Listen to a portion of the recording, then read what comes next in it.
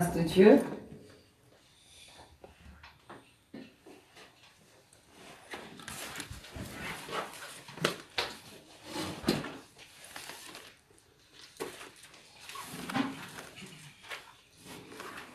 Gloire au Seigneur, je voudrais remercier encore l'Église pour la merveilleuse surprise que j'ai eue dimanche, qui a vraiment touché mon cœur et qui m'a fait vraiment énormément de bien. Amen. Et je suis vraiment dans la joie de voir que l'Église m'aime. Alléluia. Amen. Vraiment, je suis vraiment touchée et je veux encore réitérer ces remerciements. Que le Seigneur vous bénisse. Amen. Vraiment, l'amour, ce n'est pas seulement avec la bouche, comme je dis souvent, mais c'est aussi avec les actes. Et là, je pense que... Bon, j'ai pas trop vu les hommes enthousiastes, hein. Comme c'était pas leur jour, peut-être, mais je sais qu'ils ont participé. C'est l'essentiel. Mais je bénis le Seigneur, vraiment. C'était un moment intense. Et je bénis, en tout cas, ceux qui ont pris l'initiative, que Dieu vous bénisse et Dieu vous voit. Comme sur mon t-shirt. Dieu vous voit et Dieu vous le rendra. Amen. Vraiment, ça fait plaisir. Ah oui, il ne faut pas toujours dire que les mauvaises choses. Quand il y a des bonnes choses, hein, il faut revenir dessus. Et moi, je reviens dessus pour vous dire que vraiment, ça m'a touché. Ça m'a touché, j'ai aimé ça. Ouais. C'est comme ça que ça se passe. Amen, amen. Ouais, j'ai savouré. Amen. Gloire à Dieu. Alors, aujourd'hui, on devait continuer sur les proverbes. Nous allons continuer sur les proverbes. Mais le Saint-Esprit a attiré mon attention sur quelque chose. Je voudrais que nous puissions relire le proverbe 22. Proverbe 22, juste à partir du verset 17.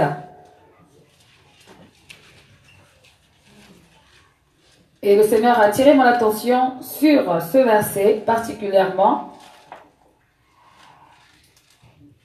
Proverbe 22, à partir du verset 17.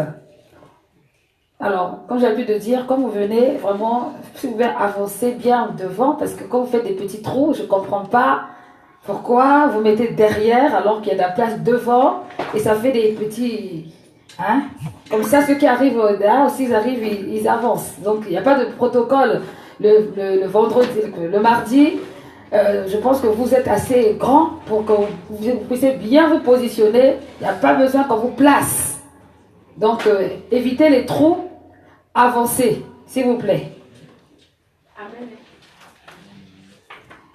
Et ça sera comme ça tout le temps.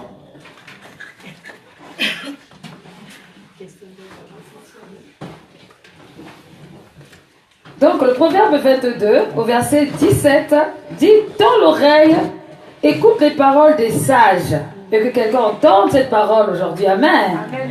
Tends l'oreille, écoute les paroles des sages. Applique ton cœur à ma connaissance.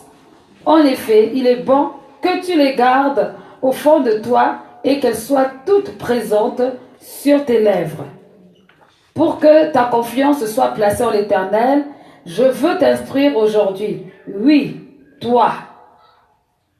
N'ai-je pas déjà mis par écrit à ton attention des conseils et des paroles de connaissance pour t'enseigner des choses sûres, des vraies paroles, afin que tu répondes par des paroles vraies à celui qui t'envoie? Donc, je m'arrête là. Le verset 17, il dit, tends l'oreille, écoute les paroles des sages, applique ton cœur à ma connaissance. Et là, cet esprit m'a mis à cœur de parler de la connaissance. Parler de la connaissance, comme je disais, que le but ce n'est pas de courir les proverbes, le but c'est quand même de tirer un maximum concernant les proverbes. Donc, par rapport à cela, il est nécessaire, il est important de réaliser vraiment, quelquefois, certains mots qui sont utilisés à l'intérieur. Amen. Amen. Et donc, nous allons parler de la connaissance aujourd'hui. On va parler de la connaissance.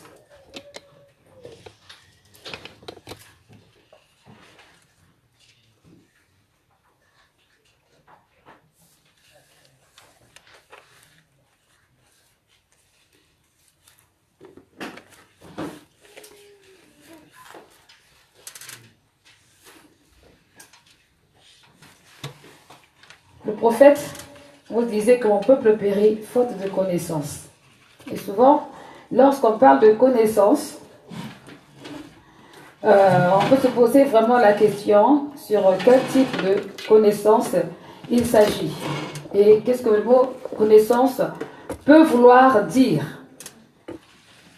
Qu'est-ce que le mot connaissance peut vouloir dire? Et c'est très important. Aujourd'hui, on va parler un peu de ça, du mot connaissance, pour avancer par rapport à la parole. Et c'est vrai que même depuis qu'on a commencé les proverbes, le mot connaissance, intelligence, sagesse revient très souvent. Donc on ne peut pas survoler ça juste comme ça. C'est pas normal. Il faut quand même qu'on s'arrête sur le vocabulaire. C'est très très important. Alors, quand on parle du mot connaissance, on va voir un peu la définition par rapport au mot connaissance. Dans l'Ancien Testament, connaissance vient du mot connaître. Connaître et donc du verbe en hébreu yada. Donc en hébreu c'est ya.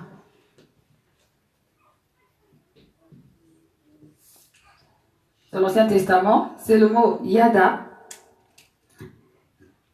qui signifie lucidité. Lucidité, voir clair, vous voulez, lucidité. On peut trouver ce mot dans Genèse 19, verset 33. Genèse 19, verset 33.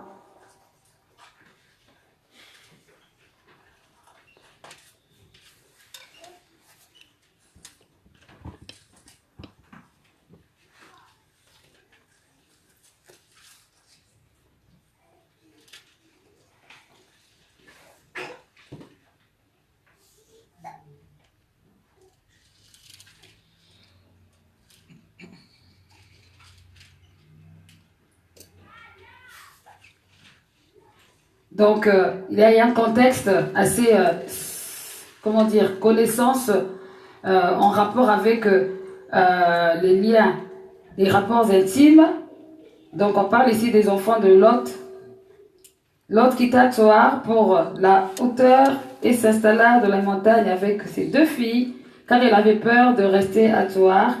Il habita dans une grotte avec ses 2 filles, Et il dit à la plus jeune, notre père est vieux, et il n'y a pas d'homme dans la région pour se unir à nous, comme cela se fait partout. Viens, faisons boire du vin à notre père et couchons avec lui, afin de lui donner une descendance. Ils firent donc boire du vin à leur père cette nuit-là, et l'aîné alla coucher avec son père. Il ne remarqua ni quand elle se coucha, ni quand elle se leva. Donc là, le mot connaissance est subtil, mais c'est-à-dire connaître l'intimité de quelqu'un, connaître dans le sens de découvrir. Découvrir. Nous avons aussi le mot perception. Connaître, c'est avoir aussi une perception ou être conscient de quelque chose. Être conscient de quelque chose, c'est toujours dans Yada. Perception ou être conscient de quelque chose.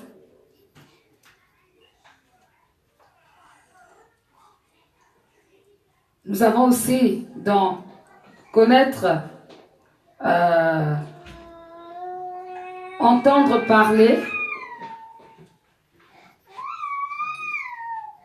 Entendre parler de quelque chose. Connaître dans le sens de savoir, apprendre, un savoir, un apprentissage.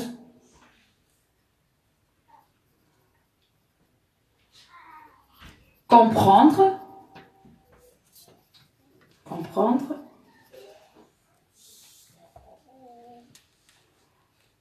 Reconnaître ou identifier. Reconnaître ou identifier.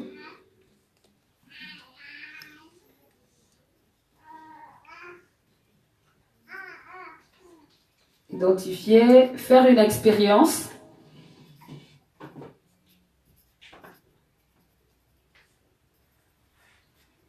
Faire une expérience. Admettre.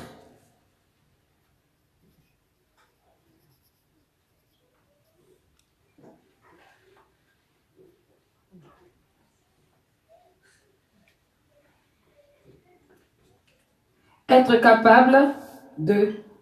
Être capable de.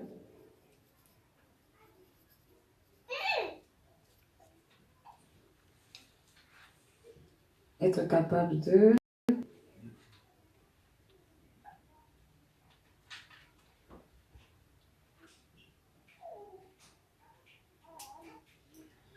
Voilà, donc ça c'est dans l'Ancien Testament. Et dans le Nouveau Testament, nous avons un autre mot, gynosko, en grec.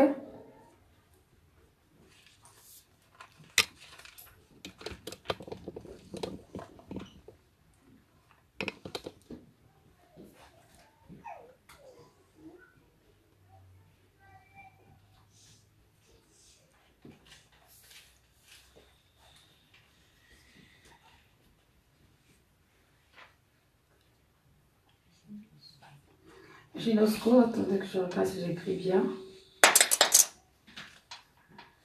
Oui, c'est ça, avec un...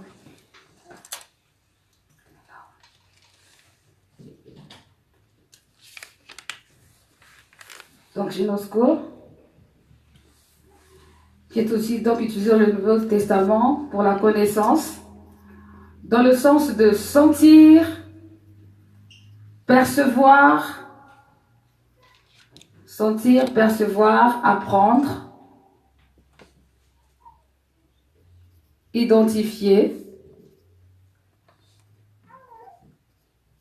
admettre.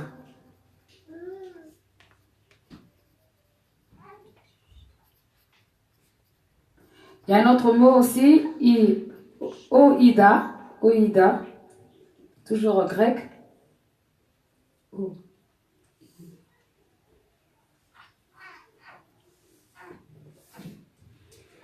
Qui est de la connaissance dans le sens intellectuel. Oïda, la connaissance dans le sens intellectuel. Être capable d'exposer, d'expliquer, parce qu'on a la connaissance, parce qu'on sait.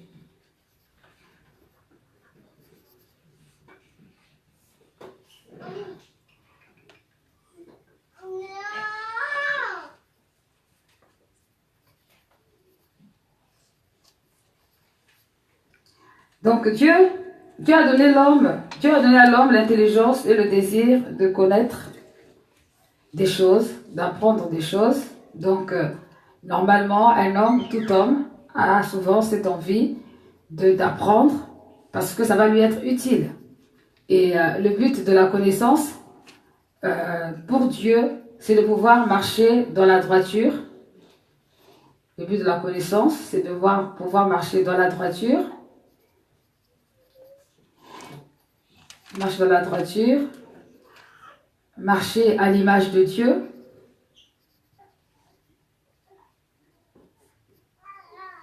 Marcher à l'image de Dieu.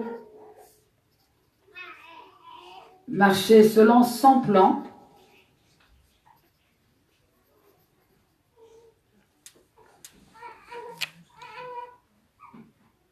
Aider les autres.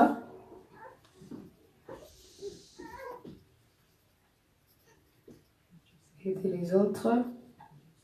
Avertir.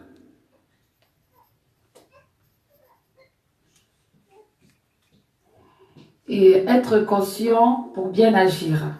Être conscient pour bien agir dans différentes situations.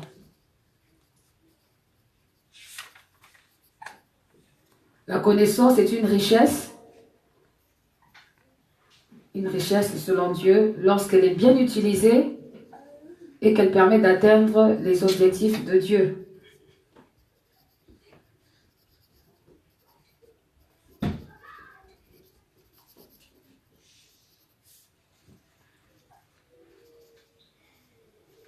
Nous allons lire Ecclésiaste 3, verset 11.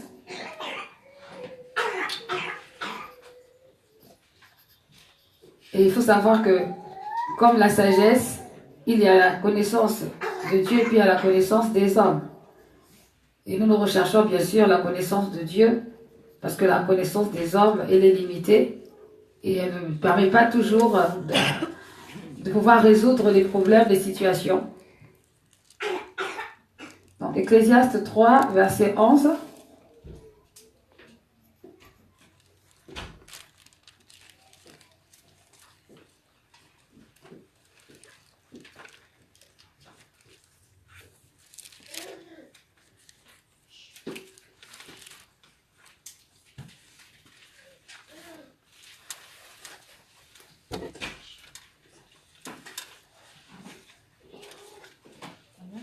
Merci. Ecclésiaste 3, verset 11. Dieu fait toutes choses belles en son temps. Il a implanté au tréfonds de l'être humain le sens de l'éternité. Et pourtant, l'homme est incapable de saisir l'œuvre que Dieu accomplit du commencement à la fin. Amen. Amen. Donc, dans ce verset, on voit que la connaissance de l'homme reste limitée, malgré le fait que Dieu l'ait créé et que Dieu lui ait donné une certaine capacité à réfléchir, mais la connaissance de l'homme reste limitée.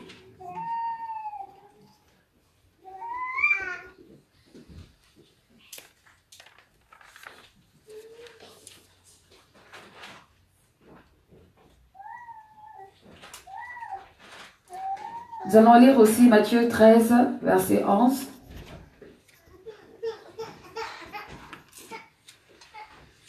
Matthieu 13, verset 11, Colossiens 1, verset 9.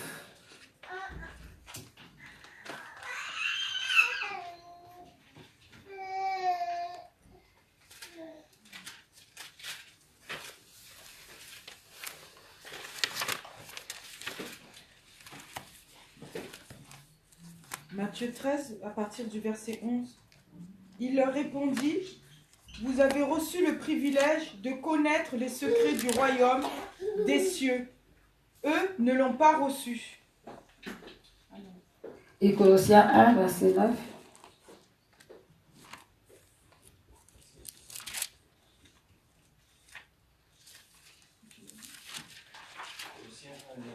Voilà pourquoi nous aussi, depuis le jour où nous avons été informés, nous ne cessons de prier Dieu pour vous. Nous demandons que vous soyez remplis de la connaissance de sa volonté, en toute sagesse et intelligence spirituelle. Amen. Donc, on va reprendre ce verset de Colossiens 1, verset 9.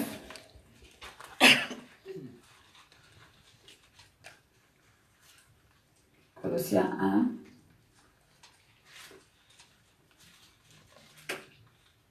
Et on va s'arrêter un peu dessus.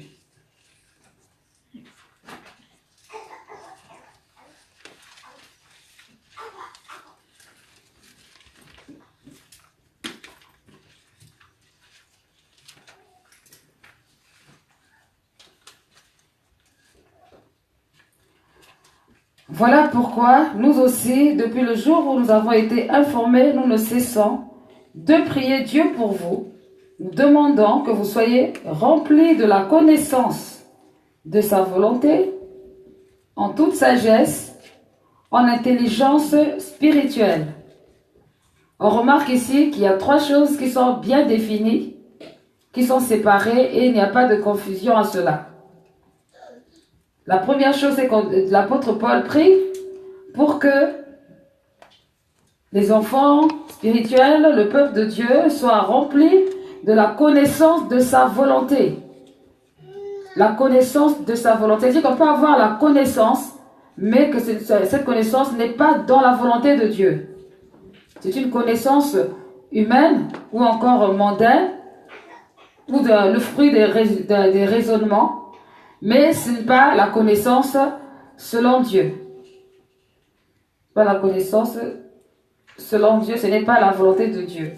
Et ils appuient ici en toute sagesse. On peut avoir la connaissance sans avoir la sagesse.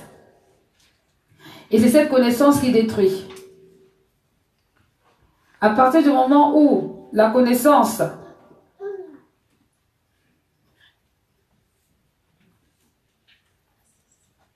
À partir du moment où la connaissance n'a pas pour but, ce que je vous ai dit au départ, c'est-à-dire n'a pas pour but d'avertir de la manière de se comporter, d'accomplir les projets de Dieu, c'est une connaissance qui ne sert à rien.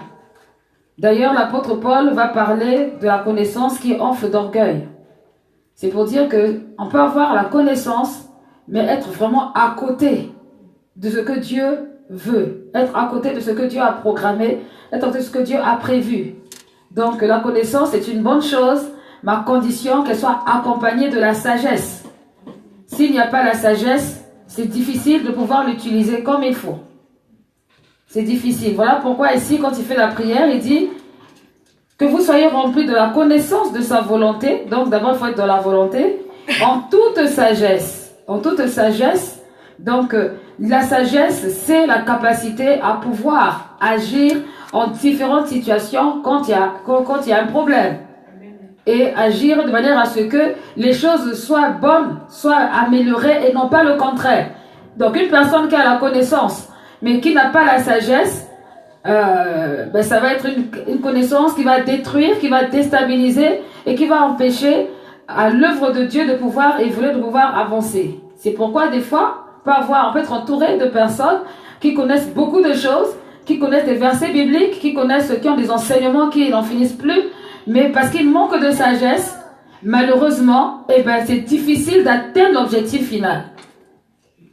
C'est donc en fait le but principal de la connaissance, ce n'est pas seulement de la voir, mais c'est de d'abord savoir l'utiliser. Une personne qui connaît, par exemple, un seul verset, le psaume 37, verset 5, « Fais de l'Éternel tes délices et t'accorderas ce que ton cœur désire », si la personne décortique ce verset, comprend ce que c'est que les délices de Dieu, si la personne comprend, ou encore Matthieu 6, verset 33, cherchez premièrement le royaume des cieux et sa justice, si une personne a la connaissance de ces versets, avec même simplement la connaissance de ces versets, sans connaître la Bible entière, en ayant la sagesse, peut faire des grandes choses. Pourquoi? Parce que avant d'agir en tout temps, la personne aura tendance à mettre d'abord Dieu devant. Puisqu'on dit, fais de l'Éternel tes délices.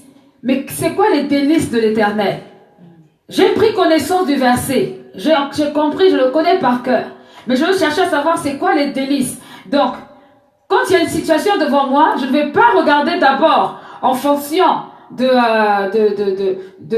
ma manière de voir, mais je vais regarder en quoi est-ce que dans cette situation, je dois retrouver les délices de l'Éternel. Et comme ce sont les délices de l'Éternel, je vais agir par rapport à cela. Fais de l'Éternel tes délices et il te donnera ce que ton cœur désire. Ça veut dire que si je ne fais pas de l'Éternel mes délices, même si j'ai la connaissance, il ne me donnera pas ce que mon cœur désire. Pourquoi? Parce que ce que mon cœur désire n'est pas toujours ce que Dieu désire. Ce n'est pas toujours la volonté de Dieu. Ça peut être très bien aux yeux des hommes, mais ce n'est pas ce que Dieu veut.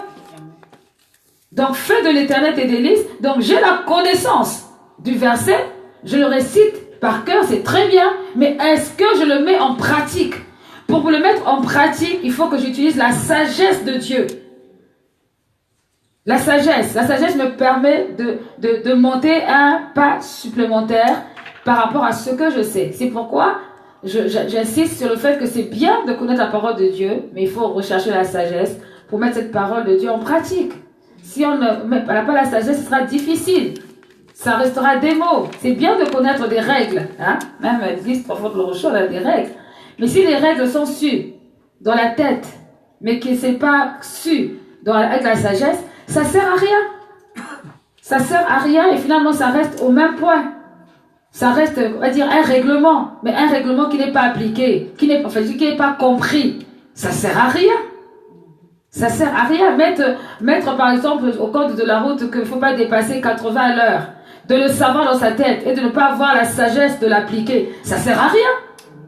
Parce qu'on va arriver à une zone 30, on va rouler à 80 et puis quand le policier demande, mais c'était à combien? Oh, c'était à 80. C'est bien, tu le sais, mais après. Maintenant, qu'est-ce qui va faire que je vais mettre la consigne en application, c'est parce que je vais réfléchir aux conséquences que ça va donner de rouler à 80 au lieu de 30. Donc, si je ne réfléchis pas aux conséquences de rouler à 80 au lieu de 30, je le sais, mais je ne mets pas en application. Finalement, j'ai la connaissance, mais ça ne me sert à rien. Et je n'ai pas la sagesse, parce que je n'ai pas compris pourquoi est-ce qu'on a mis à 30 au lieu de mettre à 80. C'est exactement pareil avec la parole de Dieu. C'est pourquoi vous pouvez avoir des personnes, des théologiens, qui vont vous expliquer comment la Bible a été écrite, par qui elle a été écrite, comment la personne a fait, l'inspiration du Saint-Esprit, etc. Mais leur vie, elle est, franchement, d'ailleurs, ils n'ont même pas la foi. C'est pire. Alors que la Bible déclare que la foi, c'est ce qu'on entend, et ce qu'on entend de la parole de Dieu. Mais le fait qu'il y a la connaissance sans la sagesse, ça sert à rien. À rien. Et lorsque les proverbes étaient en train d'être écrits, le souci de Salomon ainsi que de tous ceux qui écrivaient, c'était de transmettre la connaissance et la sagesse pour agir par rapport à la connaissance. Maintenant, la suite. Il dit pour marcher de la connaissance à volonté en toute sagesse et intelligence. Pas n'importe quelle intelligence, intelligence spirituelle. Car avoir la connaissance sans sagesse, en plus avec une intelligence charnelle ou naturelle, c'est une catastrophe. Mais oui, parce que l'intelligence, c'est quelque chose qui est hyper important dans la vie de quelqu'un. Être intelligent, c'est pouvoir, ça permet de réfléchir, de prendre les bonnes décisions. Si j'ai la connaissance, je n'ai pas la sagesse, je n'ai pas l'intelligence spirituelle, mais malheureusement, je veux mal utiliser ma connaissance. Et je vais utiliser la connaissance pour faire des dégâts. Et je veux, comme j'ai la sagesse naturelle ou charnelle, je vais déformer la connaissance. Amen, amen. À un moment donné, c'est pourquoi vous pouvez voir parfois, on utilise la parole de Dieu n'importe comment. Quand ça nous arrange, je serai la tête et non la queue. Mais ça commence où? Avant d'être la tête et pas la queue, il y a d'abord une histoire derrière. Donc, si je veux être la tête et non la queue, il faut que je respecte certains principes spirituels. Donc, mon intelligence va devoir agir correctement. Jacques disait, vous demandez, vous ne recevez pas parce que vous demandez mal. Mais pourquoi on demande mal? C'est parce qu'on utilise les versets, on prend les versets et puis on dit, si on pouvait voir Dieu, on l'a mis sur son visage, plaqué, pouf, Seigneur, tu écris, donc tu dois faire. Non, c'est pas comme ça. C'est que l'intelligence spirituelle, c'est bien de savoir que c'est pas bien la fornication, mais il faut pas forniquer. Ben c'est bien, en tout cas c'est bien. Mais il n'y a pas besoin de faire les cours bibliques pour ça. Tout le monde, même quand tu n'es pas dans l'église de réveil, tu es au courant de ça. Mais c'est encore une chose de mettre ça en application. Or, quand on n'a pas l'intelligence spirituelle, bah, on peut utiliser ça pour culpabiliser quelqu'un et soi-même faire la même chose. Donc, en fait, c'est la manipulation de la parole. Donc, c'est important. Vraiment, c'est une prière, c'est une grande prière que l'apôtre Paul a fait là aux Colossiens. Il dit, nous demandons que vous soyez remplis de la connaissance de sa volonté. Donc, la connaissance, ce que Dieu veut, que vous soyez remplis de la perception de Dieu, que vous soyez conscients de la présence de Dieu, de sa volonté, en toute sagesse et intelligence spirituelle. 3 choses essentielles. Vous voulez grandir spirituellement? Mettez ça en pratique. Recherchez la connaissance, recherchez la sagesse, recherchez l'intelligence de Dieu. Ces 3 choses ensemble, c'est ça qui fait croître spirituellement. Ce n'est pas le fait d'être mécanique, robot. Dieu n'a pas besoin de robot. Amen. Le robot ne sert à rien. Le robot, aujourd'hui, vous savez, les choses ont beaucoup évolué. Vous pouvez prendre... Au début de notre ministère, on a vu des personnes qui étaient intelligentes, qui avaient la connaissance intellectuelle. qui étaient capables de faire. Moi, j'ai même vu ça, même quand on faisait des réunions de prière. J'ai vu des personnes qui venaient avec des cahiers, ils ont détaillé tout ce qu'ils vont dire pendant la réunion de prière. Mais quand je regardais le comportement, ça n'avait rien à voir. Rien à voir. Donc, on sent que Internet est passé par là, Google est passé par là. C'est Wikipédia, tout est passé par là. Donc, du coup, en fait, ce n'est pas quelque chose qui est mis en pratique soi-même. C'est des choses que, voilà, bon, je ne dis pas que c'était pour impressionner, mais parce qu'on a demandé de faire un travail, donc il faut bien faire le travail. Mais vous savez, souvent, lorsque je demande à quelqu'un de conduire la prière, ou d'apporter une exhortation, ou même peut-être d'enseigner, bon, évidemment, je ne te demande pas d'enseigner tes propres pensées, loin de là. Mais je te demande quand même de t'appuyer sur ce que tu sais. Parce que sortir le grand français, sortir les grands mots, et ne pas les mettre en application, ça ne sert à rien. Ça manque de vie, c'est inutile. Donc ces trois choses sont très importantes. La connaissance, la sagesse, la connaissance de Dieu, la connaissance de Dieu, la sagesse spirituelle, l'intelligence spirituelle. Tu peux être chef d'entreprise et être vraiment pas intelligent. Spirituellement, oui. Bah, attendez, vous savez, quand je parle de l'intelligence, il y a l'intelligence, on a déjà vu ça, l'intelligence spirituelle, naturelle et charnelle. Mais les gens qui sont dans les loges, enfin, qui nous gouvernent à gauche, à droite, mais ils sont intelligents.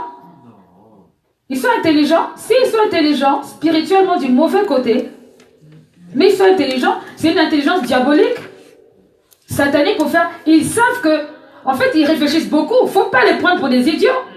Ils savent très bien, ils savent que si je sors tel truc, ceux qui n'ont pas trop l'intention de réfléchir, ils vont tous s'accrocher à ça. Et moi, je pourrais faire mon truc. Donc, il a réfléchi, en fait, à la réaction des autres et comment est-ce que lui pourra rebondir pour faire ce que lui, il veut. C'est une intelligence diabolique. C'est une intelligence diabolique. Ce n'est pas l'intelligence de Dieu. Ils sont intelligents, mais c'est charnel. C'est pas spirituel. C'est pas spirituellement de Dieu. Les sorciers sont intelligents. Ils sont intelligents. Franchement, il faut quand même, je sais pas, faut être hyper intelligent pour imaginer, enfin, pour sortir la nuit avec un balai pour arriver jusqu'à... C'est la réalité, hein. Franchement, pour concevoir une méthode, une stratégie de manière à pouvoir emprisonner quelqu'un, mais il faut être intelligent. Mais c'est pas la bonne intelligence. C'est pourquoi l'apôtre Paul, lorsqu'il donne la prière, c'est une prière réfléchie. C'est pas juste des mots qu'il a sortis. C'est une prière parce que les Colossiens étaient des idolâtres. C'est des personnes qui adoraient beaucoup de choses. Donc, ils avaient l'habitude du monde spirituel, mais ce n'était pas le bon monde spirituel. C'est pourquoi ils demandent à ce qu'ils puissent avoir l'intelligence élargie spirituelle selon Dieu pour croître réellement, qu'ils grandissent dans leur foi. Pas la foi sur les choses qu'ils adoraient, mais la foi en Jésus-Christ de Nazareth. C'est pourquoi il les incite, il les invite vraiment à rechercher cette intelligence selon Dieu. Selon Dieu. L'homme naturel ne peut pas comprendre les choses spirituelles. C'est pas possible. Il sera limité. Ses pensées sont limitées. L'homme naturel ne peut pas faire les choses spirituelles. C'est trop difficile. Comment ça va arriver? Comment? C'est-à-dire, c'est trop compliqué. Il faut qu'il y ait de transformation. Et cette transformation, elle est par le concours du Saint-Esprit. Donc, s'il n'y a pas la vie de l'esprit, il ne peut pas y avoir de transformation. Donc, il ne peut pas y avoir d'augmentation d'intelligence spirituelle. C'est pas possible.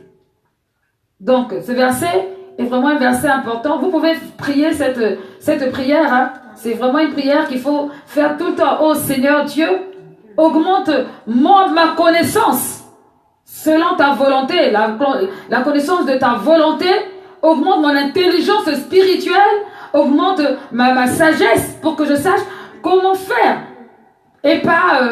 non, vous savez, c'est vraiment important. Et l'apôtre Paul voulait inciter le peuple à être conscient de la personne de Dieu, la personne de Jésus-Christ, la personne, ses capacités, son pouvoir à faire des choses extraordinaires. Et à y croire et à demeurer ferme malgré tout ce qu'il pouvait y avoir tout autour. Donc voilà, la connaissance, donc c'est quelque chose de très très très important. Et la connaissance donc parfaite appartient à Dieu. Elle appartient à Dieu. Et vous pouvez voir des personnes, par exemple, qui sont allées à l'école, qui ne sont pas allées jusqu'à un certain niveau. Moi, on en a vu, pasteur Destin et moi, qui ne sont pas allés à un certain niveau, qui sont arrêtés en troisième ou même moins de la troisième, je ne sais plus. Même pas troisième, c'était même pas le collège. Mais je vous assure, cet homme, quand il prêche la parole, un docteur, quand il prêche la parole, on pourrait croire qu'il a fait l'université. Rien du tout. Mais c'est parce qu'il s'est accroché à la parole de Dieu, il a étudié la parole par l'esprit. Ah, je vous assure, extraordinaire. Il n'y a que Dieu qui peut faire ça. Un professeur de l'université qui n'a pas l'esprit ne peut pas enseigner comme lui l'enseigne. C'est pas possible. Mais il a vraiment saisi la parole, il a mangé la parole, et puis son expérience, son témoignage, tout ça a fait que ce qu'il dit, ce n'est pas seulement ce qu'il a appris à l'école biblique, mais c'est aussi son vécu, c'est authentique. Voilà, c'est authentique. Et Dieu veut que nous soyons authentiques. Jésus était fâché contre les pharisiens, pourquoi? Parce que les pharisiens connaissaient la Torah, bien qu'ils avaient aussi en plus ajouté des choses. Mais ils connaissaient, mais ils ne mettaient pas en pratique. Ils faisaient ce qu'ils voulaient. En fait, les pharisiens connaissaient la Torah pour les autres. Pour dire aux autres, fais pas ci, fais pas ça. Mais eux, ils faisaient. Donc, ce n'était pas intéressant. La connaissance parfaite, c'est celle qui est de Dieu. Et l'apôtre Paul va donc dénoncer la connaissance qui enfle d'orgueil. 1 Corinthiens 8, verset 1.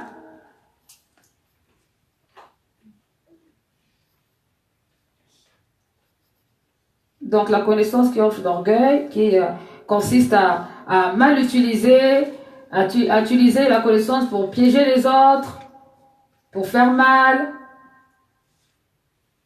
pour reprimander avec un objectif d'humilier, bien sûr, pas un objectif de corriger.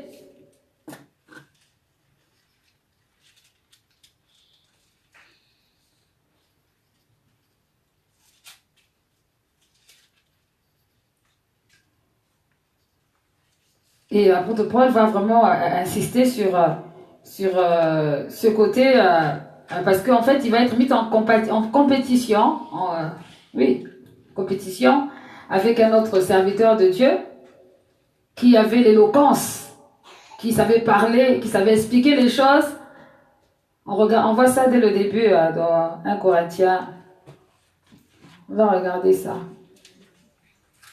Lorsqu'il n'est pas content du tout, attends pas, ne lis pas 1 Corinthiens 8, on va lire 1 Corinthiens 3.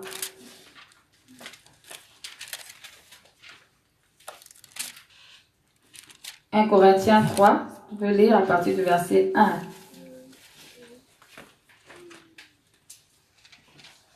1 Corinthiens 3, verset 1. En réalité, frères, je n'ai pas pu m'adresser à vous comme à des hommes conduits par l'esprit.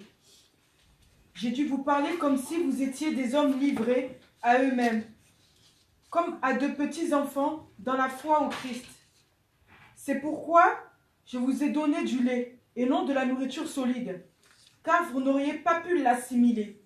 Alors, et même aujourd'hui, vous êtes encore incapables de la supporter, parce que vous êtes comme des hommes livrés à eux-mêmes. En effet, lorsque vous jalousez les uns les autres et que vous voulez disputer, vous n'êtes pas semblables à des hommes livrés à eux-mêmes. Vous ne vous comportez-vous pas d'une manière toute humaine? Lorsque vous dites « moi je suis pour Paul » ou « moi pour Apollos », vous n'agissez pas comme les autres hommes? Après tout, que sont donc Apollos et Paul?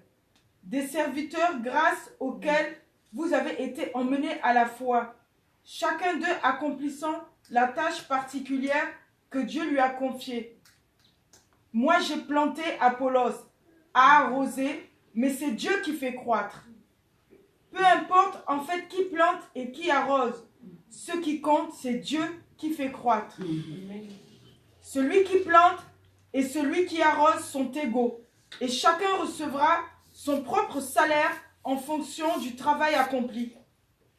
Car nous travaillons ensemble au service de Dieu, et vous, vous êtes le champ qu'il cultive, ou encore vous êtes l'édifice qu'il construit. Conformément à la mission que Dieu dans sa grâce m'a confiée, j'ai posé chez vous le fondement comme un sage architecte. À présent, quelqu'un d'autre bâtit sur ce fondement, seulement que chacun prenne garde à la manière dont il bâtit.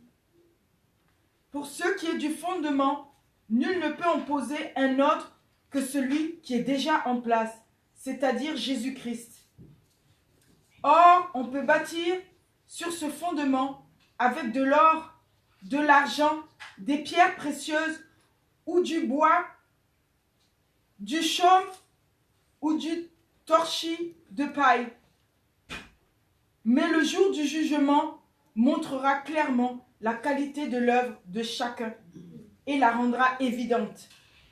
En effet, ce jour sera comme un feu qui éprouvera l'œuvre de chacun pour en révéler la nature. Si la construction édifiée sur le fondement résiste à l'épreuve, son auteur recevra son salaire. Mais si elle est consumée, il en subira les conséquences. Lui, personnellement, sera sauvé, mais tout juste comme un homme qui réussit à échapper au feu. Ne savez-vous pas que vous êtes le temple de Dieu et que l'Esprit de Dieu habite en vous?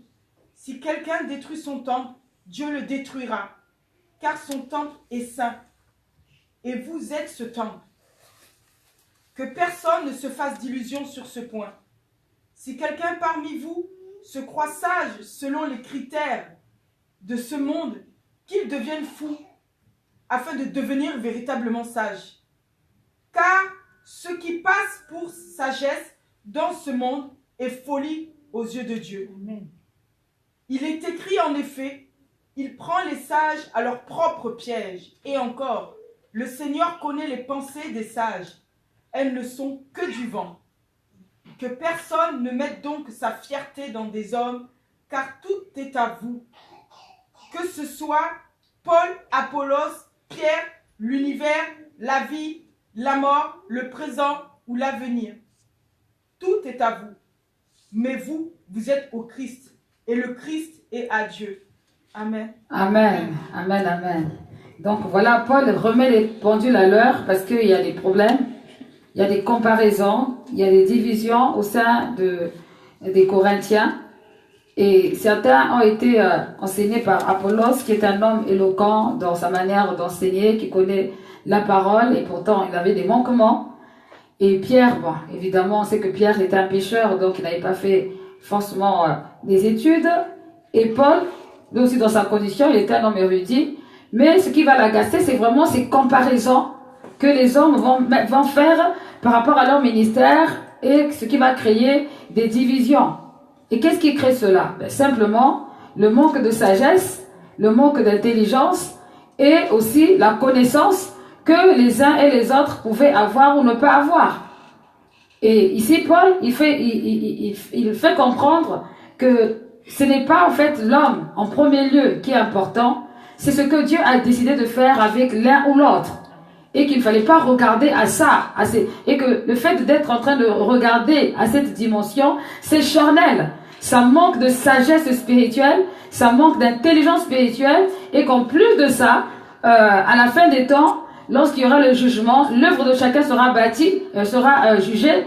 Si tu avais fait pour faire des démonstrations humaines, ton œuvre ne subsistera pas, tu ne seras pas récompensé. Mais si tu avais fait vraiment pour le Seigneur, même si pour toi c'était peu, peut-être que c'était comment, mais Dieu te rétribuera par rapport à ça. L'œuvre de chacun sera éprouvée. Et pour comprendre cela, il faut demeurer à chaque fois dans une dimension de sagesse, dans une dimension de la connaissance de la volonté de Dieu. Car tu peux vouloir faire quelque chose, mais ce n'est pas la volonté de Dieu. Les hommes vont t'applaudir, mais ce n'est pas ce que Dieu voulait. Et ça ne sert à rien. Ça peut même très bien réussir. C'est pourquoi je voulais même aller loin en disant que le succès de l'homme, c'est pas le succès de Dieu. Le succès de l'homme, c'est pas le succès de Dieu. Vraiment, nous sommes dans un siècle où c'est tout ce qui brille, qui ressemble à de l'or, mais Dieu il n'a que faire. Le succès de l'homme, c'est pas le succès de Dieu. C'est vrai que nous, regardons avec les yeux humains et nous considérons que quand c'est facile ou quand c'est Dieu, mais c'est pas forcément ça. Il y a des choses qui n'ont rien à voir avec ce que... Tu peux avoir une carrière brillante, mais c'était pas la volonté de Dieu.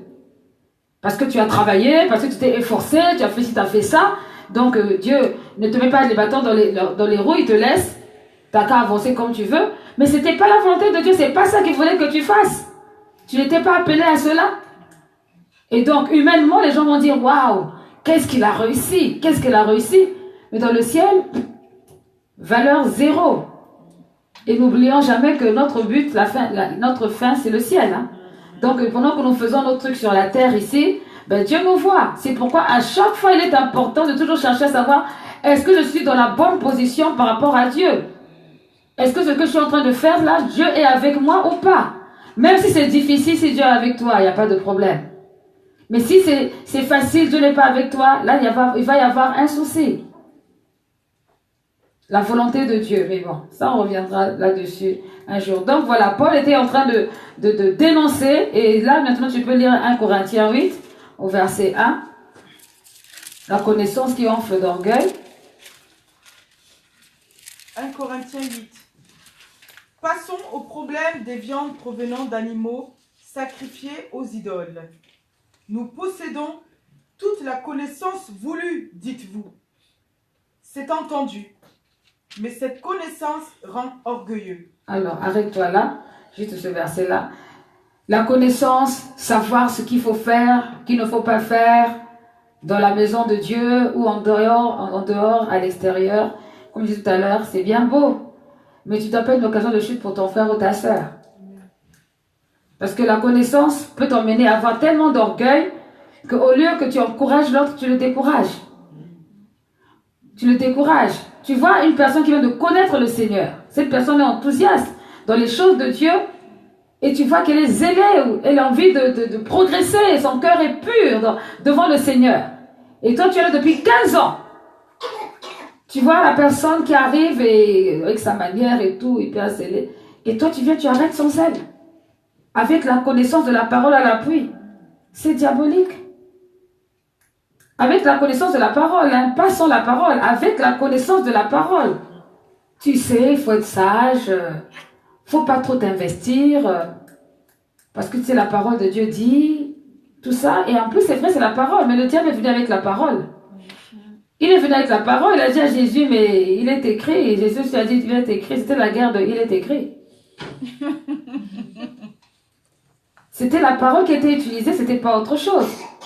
Donc la connaissance, si elle est mal utilisée, elle rend vraiment orgueilleux. Elle peut faire des dégâts, mais des grands dégâts, sous prétexte que...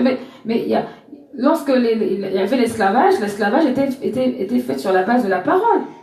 Quand ils voulaient justifier pourquoi ils faisaient l'esclavage aux États-Unis, ils utilisaient même la parole. Les histoires de Cham et compagnie. Ça a été utilisé. Donc, c'est dangereux d'utiliser la connaissance sans le Saint-Esprit.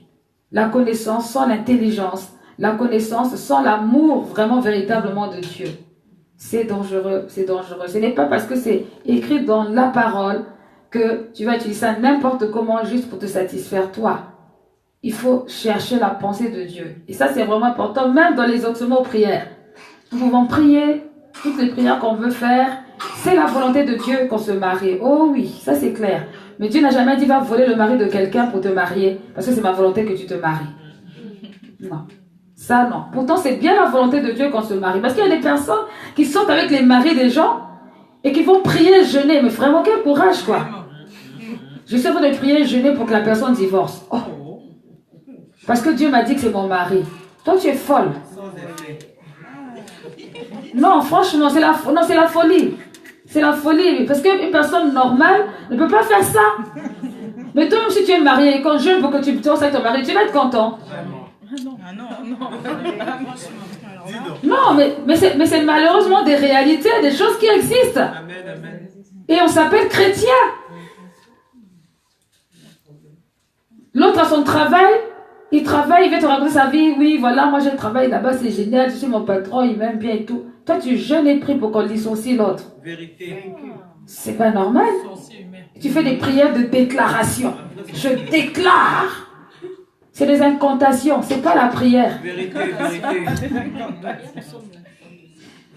C'est pas la prière. Donc vraiment, c'est important de faire attention. Et Jésus, lorsqu'il était sur terre, il nous a expliqué. Il dit que celui qui prie selon ma volonté. Il n'a pas dit juste prier. Allez prier. Non. Selon ma volonté. 1 Jean 5, versets 14 à 15. C'est important. Ce sont des versets clés, parfois, qui emmènent l'encouragement au lieu du découragement pour savoir comment prier. Quand je fais souvent les cours de baptême, j'explique l'exaucement aux prières. C'est la connaissance, en fait. La connaissance que tu as dans ta tête va... Vous savez, Dieu ne tient pas compte de nos temps d'ignorance. Quand tu n'es pas au courant, il sait que tu ne sais pas, bon, il te fait grâce. Mais quand tu es censé savoir et que tu fais comme si tu ne savais pas, Dieu te regarde jusqu'au jour où tu seras fatigué. Fatigué. Tout à l'heure. Note ta question. Hein? Voilà. Dieu te regarde jusqu'à ce que tu seras fatigué. J'ai bien aimé, il y a l'apôtre, le prophète Paulin qui a écrit quelque chose qui m'a fait rire. J'ai vraiment fatigué avec ça. Par rapport à l'histoire qui se passe avec le jeune homme qui a grimpé comme Spider-Man. Là. Et il a dit, non, ça m'a vraiment touché. Et ça m'a fait réfléchir en même temps. Il a dit, quand je pense qu'il y a des chrétiens qui font les jeûnes de rachat, non, il a dit, les jeûnes d'humiliation, offrande de rachat, pour pouvoir obtenir une réponse à une prière. Ah, vraiment. Alors que c'est une affaire de cœur. Lui là, il n'a pas fait tout ça, il a seulement grimpé. En un jour, sa vie a changé. C'est une affaire de cœur. Est-ce qu'il avait la colère? Est-ce qu'il a dit, bon, donc quand je vais grimper là, je sais que vraiment Macron va savoir. Donc du coup, il faut que je fasse comme ça. Lui-même, quand on lui pose des questions, mais comment tu avais dit? Je ne pensais pas.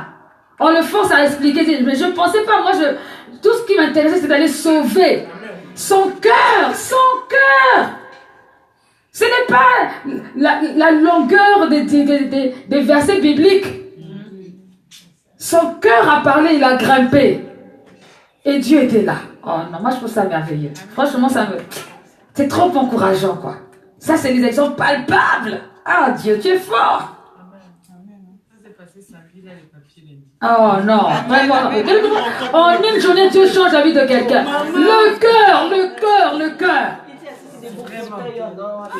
S'il avait commencé à réfléchir, et si je monte, et si je tombe, et puis je serais paralysé, tout ça, et puis elle a fait tout le film, et puis chez les pompiers et tout. Il n'allait jamais arriver là-bas. Donc quand l'apôtre a écrit, je me dis, effectivement, vraiment parfois les jeunes de rachat ou tout ça, c'est la connaissance, hein? Offrande de quoi encore? Offrande déposer une offrande pour l'autel. Tout ça là, c'est bien. Mais il faut le cœur. Il faut que le cœur soit en harmonie. Sinon, ça sert à rien. Ça sert à rien. C'est que l'apôtre Jacques qui a dit, vous demandez mal pour satisfaire votre propre cœur. Donc, c'est bien d'avoir la connaissance des promesses que Dieu a faites dans la Bible. Oui, voilà, Dieu a dit ci, oui, Dieu a dit comme ça, à gauche, à droite et tout. Mais vérifie quand même que tu es dans la bonne position avec le Seigneur, que ta connaissance est en harmonie avec le comportement que tu as. Là, au moins, vraiment, et dans l'humilité, bien sûr, parce que parfois, on ne sait pas. Mais quand tu le reconnais après aussi, Dieu aussi, il agit, parce que Dieu est fidèle. Donc, il y a vraiment de la connaissance, cette prise de conscience. La prise de conscience, la connaissance de la parole doit nous emmener à la prise de conscience. Donc, ça veut dire que la manière dont je vais agir doit être en harmonie avec ce que je sais pour que Dieu puisse vraiment agir. Et si j'étais ignorant avant ou ignorante à ce moment-là, ben, je me répands et je reviens dans la bonne position pour toujours être en harmonie avec moi-même dans ce que je demande à Dieu. Paul dénonce ça, la connaissance qui enfle d'orgueil, ce n'est pas intéressant.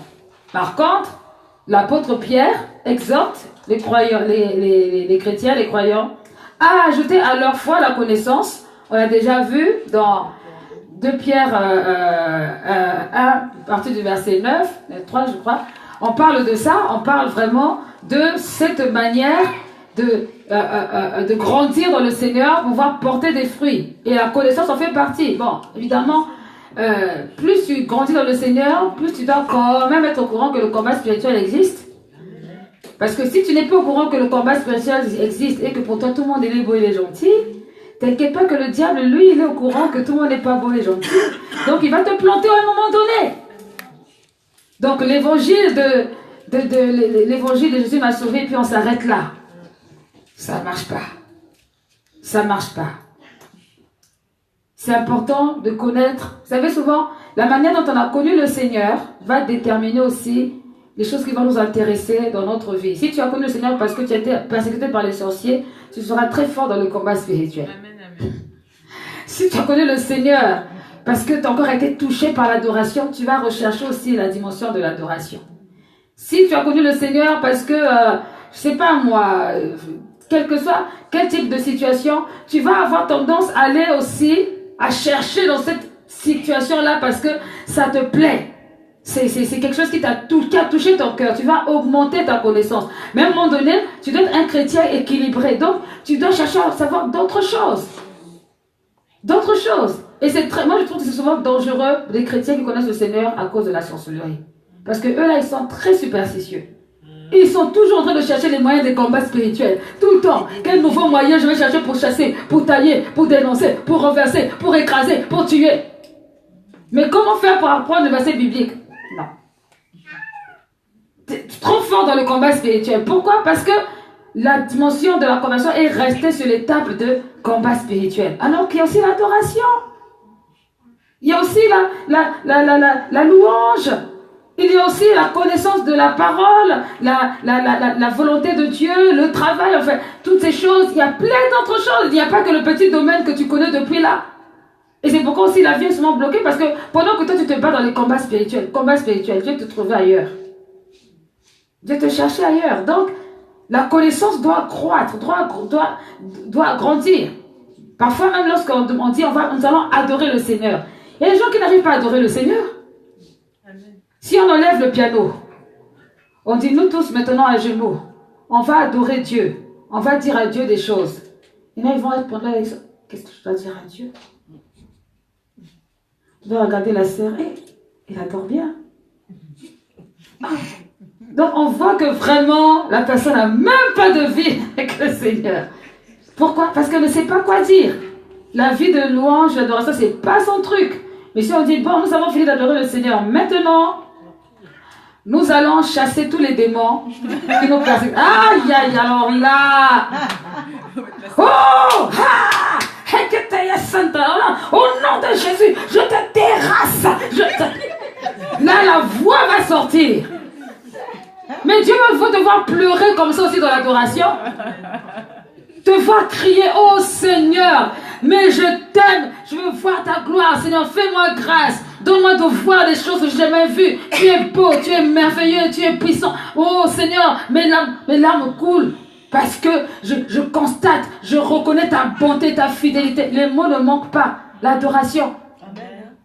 C'est pas seulement tu pleures quand tu dois, parce qu'il y a un problème. Tu peux pleurer dans la présence de Dieu.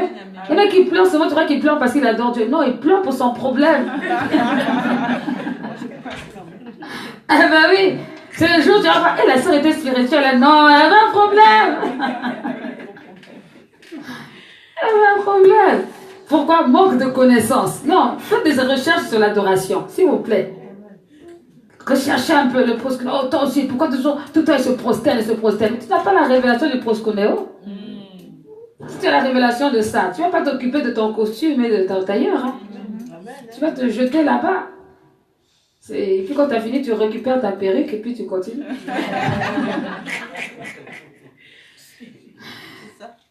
C'est vraiment, c'est C'est important. Et ça, c'est faute de connaissance. Mon peuple périt faute de connaissance. Quand tu ne sais pas, tu peux te laisser embrouiller dans tout et n'importe quoi. On te fabrique ça un peu bien et puis tu dis oui alors que c'est pas ouais, c'est pas ça et c'est très dangereux. Amen. Et donc, l'apôtre Paul encourageait d'ajouter à la fois la connaissance pour être vraiment utile, dans toutes les situations. Et dans l'évangile de Jean, le verbe connaître aussi est synonyme de relation intime avec le Père, avec le Fils et le Saint-Esprit. C'est vraiment de la connaître. Quand tu dis je connais Dieu, je connais Dieu. Connaître Dieu. C'est un grand mot, hein? Tu le connais comment? De son nom? Dans les moments d'intimité? Ou c'est quand tu te donnes l'argent? C'est quand tu le connais, en fait. Je connais Dieu. Non, mais nous tous on est des chrétiens, non? Hein? T'es sûr? Parce que chrétien, c'est pas de la volonté de la chair, c'est la volonté de l'esprit. Donc ça veut dire qu'il faut avoir une dimension d'intimité. Connaître Dieu, c'est aller dans l'intimité.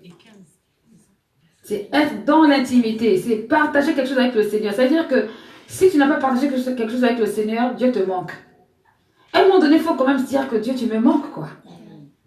Saint-Esprit, tu me manques. Ah, tu me manques. Je veux ressentir ta présence. J'ai envie je sais pas, fais quelque chose. Montre-moi que tu es là, Saint-Esprit. Tu me manques. Et si tu n'arrives jamais à cette étape, je sais pas, compliqué. Jean 7, verset 29. Jean 7, verset 29 et Jean 8, verset...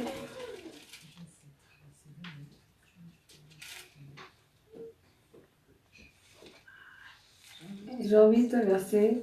Attendez, je vais regarder, je vérifie.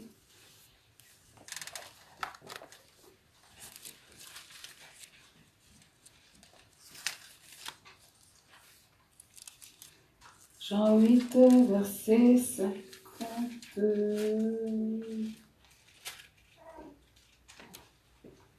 55. Alors que vous ne le connaissez pas, moi je le connais, et si je disais que je ne le connais pas, je serais comme vous, un menteur. Mais je le connais et je garde sa parole. Donc c'est Jésus qui parle de son intimité avec Dieu pour dire qu'il est Dieu, qu'il est le Fils, qu'il est réellement le Fils de Dieu. Donc l'apôtre Jean, a utilisé ce verset, ce vocabulaire, ce mot connaître, pour exprimer vraiment l'intimité qu'il y avait entre le Père et le Fils, et ainsi que la relation qu'il y avait entre Jésus et ses disciples. Connaître quelqu'un, c'est quand même avoir une relation avec la personne. Ce n'est pas juste le connaître de nom, c'est vraiment rentrer dans l'intimité avec la personne. Jean 10, verset 14.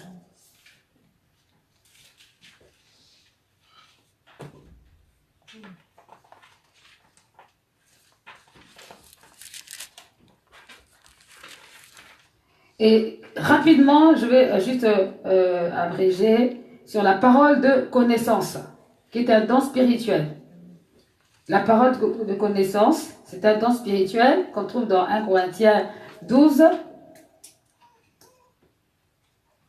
C'est un don qui était déjà apparu dans l'Ancien Testament par les prophètes et qui continue à se révéler dans le Nouveau Testament. Hein, par exemple, on a Élisée qui allait dans des endroits, qui disait que l'Esprit le faisait aller dans les endroits les plus secrets et qu'il voyait tout.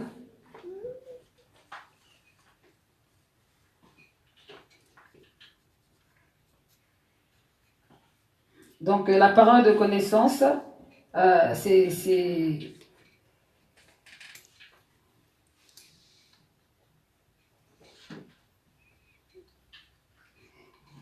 en fait voir au-delà de ce qu'on peut voir. Voir au-delà de ce qu'on peut voir avec nos yeux naturels. C'est spirituel. Dieu donne cette parole de connaissance pour donner une direction. Très important pour ceux qui exercent dans la délivrance. La parole de connaissance est différente du discernement des esprits. Le discernement des esprits, c'est pour savoir quel est l'esprit qui agit. Mais la parole de connaissance permet de dire, tiens, il s'est passé ça, ça, ça, ça, ça, voilà, voilà, voilà. Et voilà ce qu'il faut faire, ça, ça, ça, ça.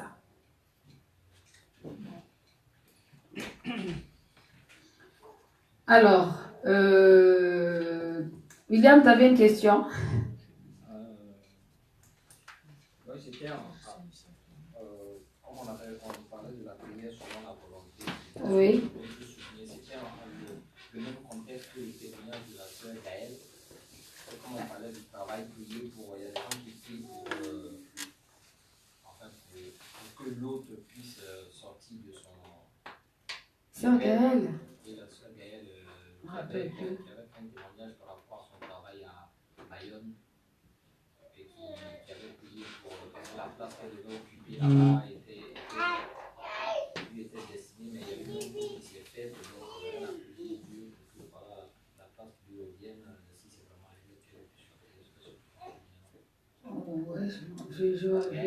Oui, je vois, mais je ne me rappelle plus très bien du contexte. Je voulais juste préciser, parce que comme on a parlé de prière du travail, il y a des gens qui prient des fois, qui proclament, qui donnent des paroles même pour que l'autre même puisse. Mais non, mais là, je ne crois pas que c'est dans ce contexte-là. Dans ce contexte-là, mais je dis qu'elle, justement, elle n'a pas prié dans ce contexte-là. Elle a prié pour ce qu'on appelait prier selon la volonté de Dieu. C'est ça. Oui. Non, c'est-à-dire que quand tu pries, tu demandes ce qui est à toi, mais tu ne demandes pas ce qui est à l'autre. Voilà. Tu demandes ce qui est à toi, ce qui te revient. Mais tu ne t'occupes pas de ce que l'autre fait là-bas. Ça, c'est son problème, se gère.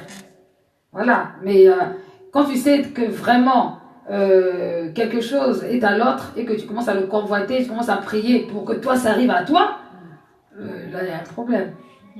Voilà. C'est dans ce sens-là. Je pense qu'il y a assez de bénédictions pour tout le monde. Hein. Dieu peut créer un nouveau poste pour toi spécialement. Amen. Hein? Ah oui, c'est important. D'accord.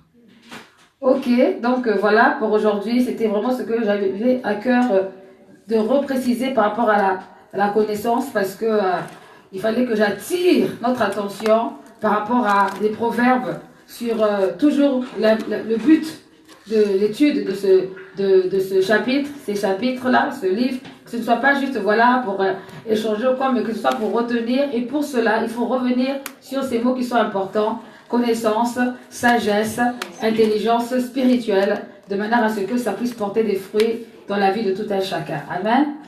Ok, on va se lever pour prier.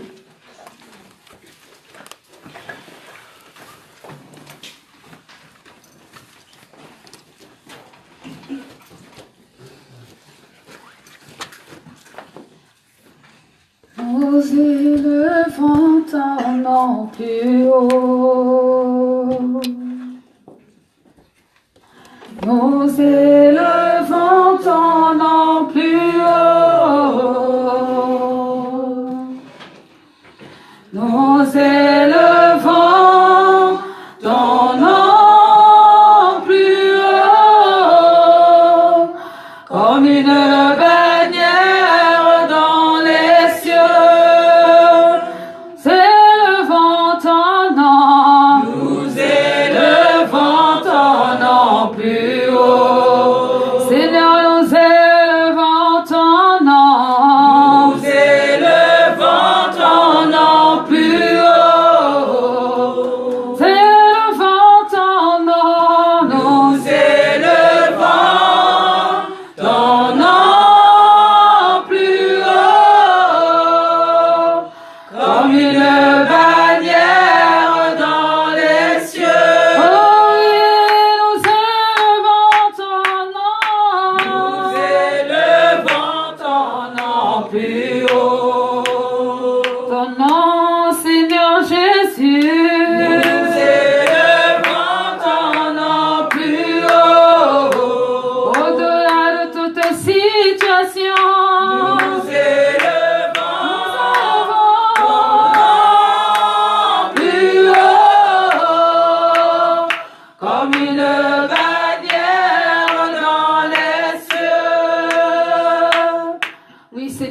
élevons ton nom plus haut.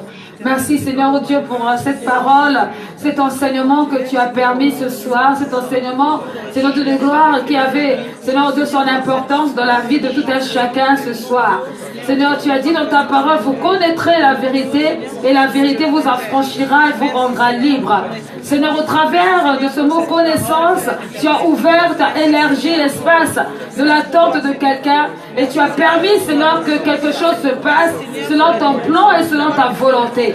Seigneur, oh Dieu, tu désires que nous puissions agir selon ce que toi tu as prévu, selon ce que tu as réservé dans les cieux. Je te remercie pour cette direction, Père éternel, qui va permettre encore à ton peuple d'évoluer, d'avancer dans différentes parties de leur vie. Seigneur, oh Dieu, dans les relations humaines et aussi, Seigneur, oh Dieu, dans les projets que tu as dans la vie de tout un chacun. Oh Dieu de gloire, Seigneur, manifeste-toi, oui Père, montre encore ton intelligence, ta sagesse, Seigneur, ta fidélité, ton amour dans nos vies, afin que nous puissions croître en statut, en sagesse et en grâce. Et comme dit ta parole, afin que l'homme soit prompt à toute bonne œuvre, qu'il puisse atteindre la stature parfaite de Christ.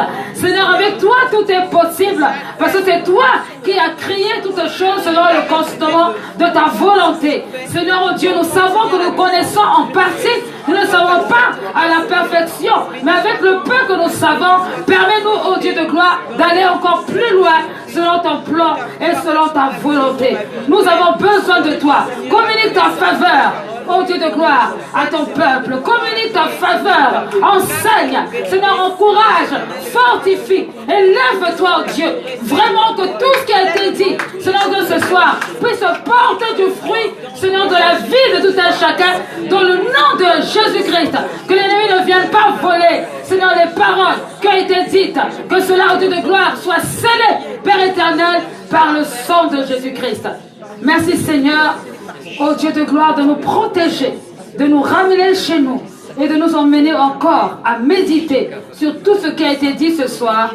Que ton règne vienne, que ta volonté, Seigneur, s'accomplisse dans nos vies, dans nos familles, nos foyers, dans le travail, dans l'église. Seigneur Dieu, partout, Seigneur, nous te faisons confiance. À toi l'honneur et à toi la gloire. Dans le nom puissant de Jésus-Christ, nous avons prié. Amen. Amen. Gloire à Dieu, alléluia. Gloire à toi, Seigneur.